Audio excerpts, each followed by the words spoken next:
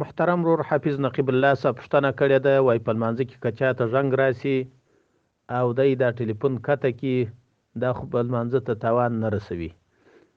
الجواب حامدا مصلي وبه التوفیق. محترم وروره، ستا د همدغې پوښتنې په جواب کې به ووایو چې که چیرې دی جیب ته په څه طریقه باندې لاس وروړي او بې له دغه چې دی ټلیفون راپورته کي، ورته وګوري لمبر ته، بلکې هلته یې کته کي، نو دا پروا نه لري، بلکې ښه طریقه ده. په کار داسې ده چې زنګ کته کي، ځکه د ډیرو خلکو توجه بدلیږي، د خپله توجه بدلیږي، نو بناء په دې سره لمانځه ته کم تاوان نه رسیږي.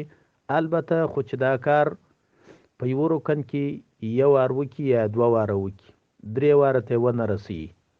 رکن څه معنا؟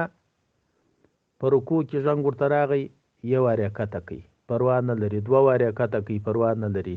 همدارنګه په ولاړه کې ورته راغی، یو وار یې کته کوي، پروا نه لري، دوه وار یې کته کوي، پروا نه لري، خو درې واره ته دې نه رسوي. ځکه یو جماعت ته فقهای کرام فرمایي چې که چا په یو رکن کې درې واره لاس وښوروي، نو په دغه صورت کې د ده لمونځ فاسدېږي. دې ته عمل کثیر ویل کېږي.